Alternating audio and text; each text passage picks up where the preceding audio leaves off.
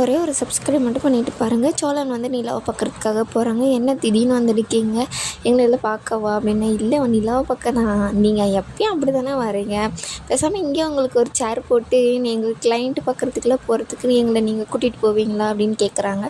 இல்லைப்பா, நான் எப்பயும் என் நிலாவை மட்டும்தான் கூட்டிகிட்டு போவேன், உங்களெல்லாம் கூட்டிகிட்டு போக மாட்டேன் பார்த்தீங்களா அப்படின்னு சொல்கிறாங்க. உங்ககிட்ட கொஞ்சம் பேசணும் அப்படின்னு சொல்லிட்டு நிலா வந்து சொல்கிறாங்க சோழன்கிட்ட. சரி வா போகலான்னு சொல்லிட்டு, காஃபி குடிக்கிறீங்களா அப்படின்னு கேட்குறாங்க. குடிக்கிறேன் அப்படின்னு சொல்லிட்டு அவங்க 2 பேருமே காஃபி எடுத்துகிட்டு போய் சொல்கிறாங்க. நான் வர்றது உனக்கு ஒன்றும் கஷ்டம் இல்லைல்ல, சொன்னால் மட்டும் என்ன வராமல் இருந்துடவா போகிறீங்க அப்படின்னு சொல்லிட்டு கலாய்க்கிறாங்க.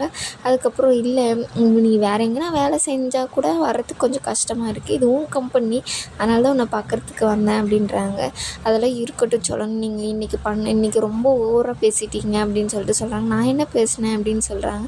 அண்ணங்கிட்ட பேசணும், நீங்கள் ரொம்ப ரொம்ப தப்பு, ஓசியில் வேலை செய்கிறேன் அப்படின்னு சொல்லிட்டு சொல்லும்போது அவர் மனசு எவ்வளோ கஷ்டம். அண்ணன் தானே இல்லை, அப்படியெல்லாம் ஒன்றும் ஆயிருக்காது அப்படின்றாங்க. இல்லை சோழன், நீங்கள் பேசுகிறது ரொம்ப தப்பு தான், அது மாதிரிலாம் பேசாதீங்க, அவர்கிட்ட போய் பேசுங்க அப்படின்ற மாதிரி சொல்கிறாங்க.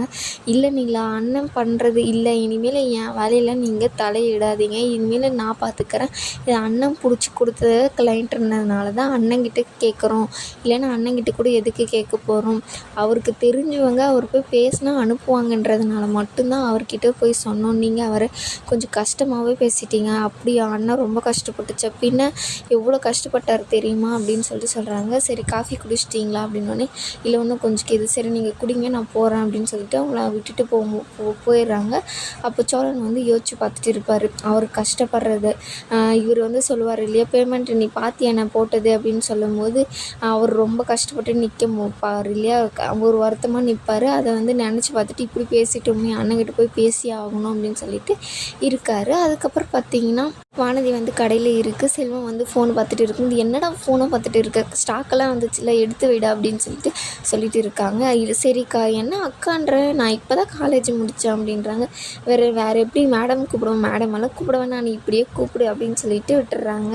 அதுக்கப்புறம் ஒரு தாத்தா வந்து ஷீட்டை நீட்டும் போது, நான் கொடுக்குறேன் அப்படி இல்லை நானே கொடுக்குறேன் அப்படின்னு சொல்லிட்டு கரெக்டான மாத்திரையெல்லாம் எடுத்து கொடுத்துட்றாங்க. சூப்பர்க்கா, நீங்கள் கரெக்டான மாத்திரையெல்லாம் எடுத்துக்கிட்டே, நான் பிஃபார்ம் படிச்சுட்டு தாண்டா இங்கே வந்திருக்கேன், எனக்கு எல்லாமே தெரியும் அப்படின்றாங்க. ஓகே அப்படின்னு சொல்லிட்டு 2 பேரும் பேசிட்டு இருக்கும்போது ஒரு டாக்டர் வந்து வண்டியில் வராரு. வந்தோடனே வானதியை பார்க்க தான் வராரு.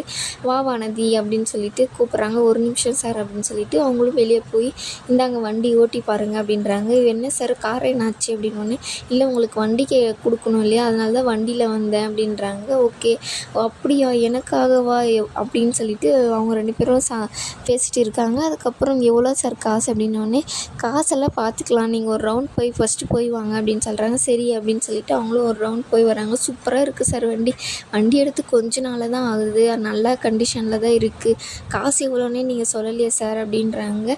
இல்லை நான் கொஞ்சமாக தான் சார் என்னால் கொடுக்க முடியும் அப்படின்னு சொல்லிட்டு சொல்கிறாங்க.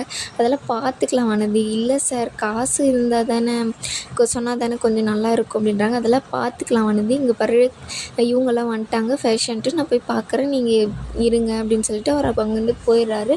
அப்புறம் அவர் செல்வம் வந்து ஒரு ரவுண்டு போயிட்டு வரேன் கொடுக்கா, இல்லை நான் ஃபஸ்ட்டு போய் இவனை பார்த்துட்டு வந்துடுறேன் பாண்டியை அப்படின்னு சொல்லிட்டு சொல்கிறாங்க. சரிக்கா, நீங்கள் போய் வாங்க அப்படின்னு சொல்லிட்டு அவங்களும் அங்கேருந்து கிளம்பிடுறாங்க. அங்கே பக்கம் பார்த்திங்கன்னா பாண்டி வந்து அந்த வண்டியெல்லாம் கழுவி தொடச்சி புதுசு மாதிரி வச்சுருக்காங்க. ரொம்ப தானே பண்ணுறேன் நீ அப்படின்னு சொல்லிட்டு வந்து வேலை செய்கிறவங்க வந்து சொல்லிட்டு இருக்காங்க.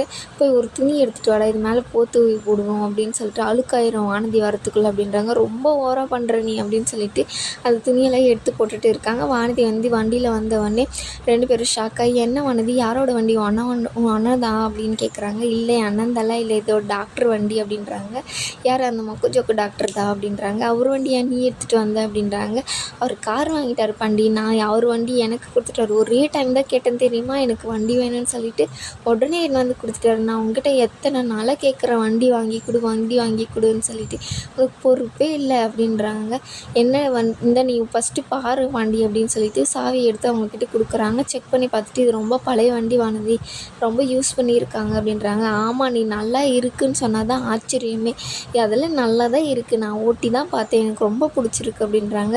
அவர் சொன்னோன்னே என்ன வந்து கொடுத்தாரு. நான் உங்ககிட்ட எத்தனை நாளாக கேட்டுட்டு இருக்கேன் அப்படின்னு சொல்லிட்டு சொன்னதவே சொல்லிட்டு இருப்பாங்க. அப்போ அந்த வேலை செய்கிற அண்ணனுக்கு வந்து கோவம் வந்துடும். யாருக்கு பொறுப்பு இல்லை, என்ன சொல்லிட்டு இருக்க பாரு, உனக்காக தான் இந்த வண்டி வாங்கி வச்சுருக்க அப்படின்னு சொல்லிட்டு அந்த கவரெல்லாம் எடுத்து கோவமாக காமிச்சிட்டு இருக்காங்க. வானதி வந்து என்ன பண்ணுறதுன்னு தெரியாமல் முழிச்சிட்டு இருக்காங்க. பாண்டியன் இதோடு இந்த எபிசோடு முடியுது.